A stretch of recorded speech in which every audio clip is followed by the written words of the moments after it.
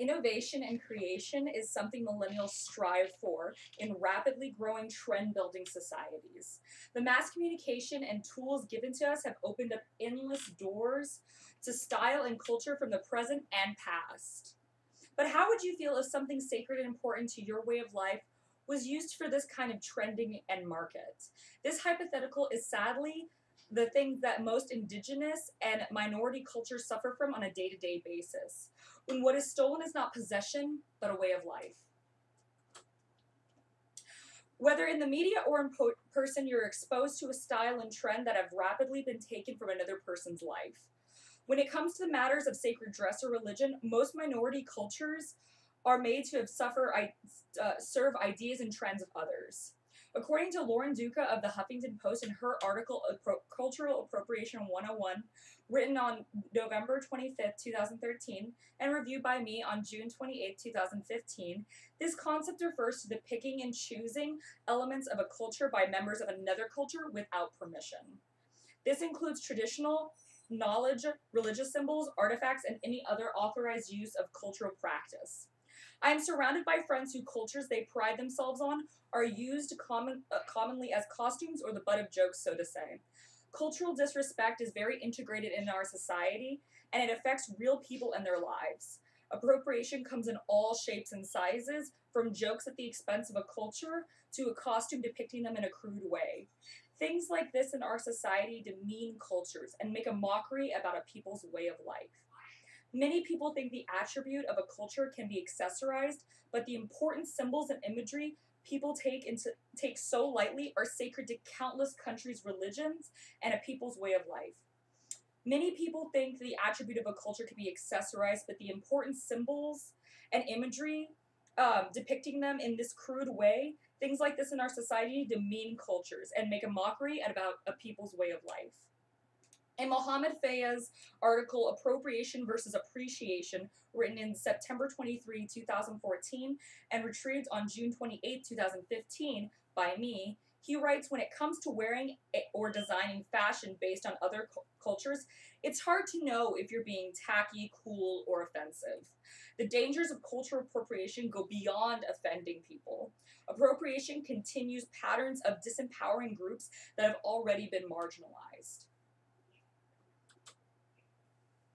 Fashion comes across sometimes as a patchwork of ideas and styles, but they should not be at the expense of an underrepresented heritage and its people. Try not to pay attention to facet industries that market on this, and avoid giving money on trends that exploit a heritage that isn't your own. Magazines and celebrities trending focus on the shock value of marketing culture accessorizing into standout fads. Paying positive attention to a celebrity's appropriation only encourages more appropriation. So, paying positive attention to them never really helps because it encourages bad behavior.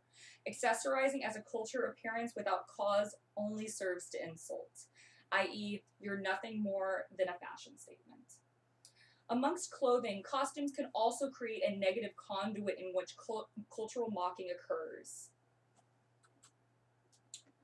Halloween becomes even scarier when you see a crude depiction of your own history in costume stores.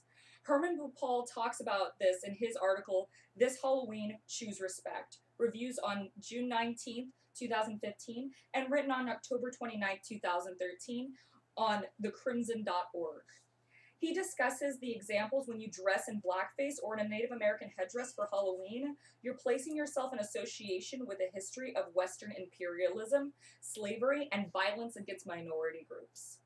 Costumes become a crude caricature of a person and a sense of cultural mockery. Halloween is it a holiday where costumes can be a way to become somebody else.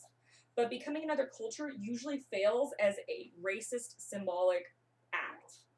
Halloween is a big way to market off integrated racism through racial costuming.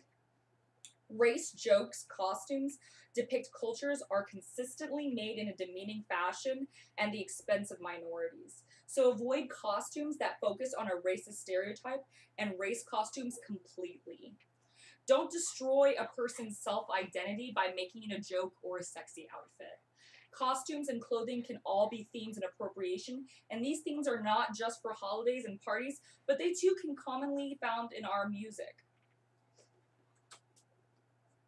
In the article from Katy Perry to Avril Lavigne, Pop Culture is Peddling Racism, Priya Elan writes, of late, the world of pop music has witnessed some woeful examples of cultural stereotyping.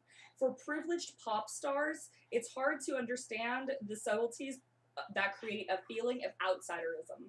This article was written in August 4th, 2014, and accessed on June 28th, 2015. Pop culture has become so abundant with themes and costumes that appropriate, often using people and themes as props. Try not to pay attention to music and celebrities that specifically encourage appropriation. For that creates a wave of appropriation tolerance. This usually happens instead of respecting the cultures that they take from. Now that we have an understanding of appropriation and its effect on the people it disrespects, whether in music, costumes, or in fashion, we can begin to enlighten others and ultimately try to bring an end to mockery of heritage and cultural practice.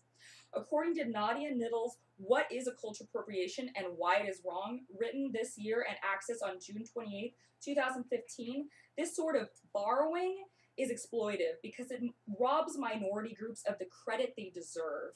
Art and music forms that originated with minority groups come to be associated with members of the dominant group. As a result, the dominant group is deemed to be innovative and edgy, while the disadvantaged groups they borrow from continue to face negative stereotypes that imply they're lacking in intelligence and creativity. Although this concept is not always typical, it's not always the case, but if you are exposed to it, do not be afraid to speak up over what you've learned or to further educate your peers. We all have the opportunity to rise above stereotyping and appropriation by acting as members of a diverse and understanding community. That doesn't take for self-benefit, and appreciation will always mean more. Thank you.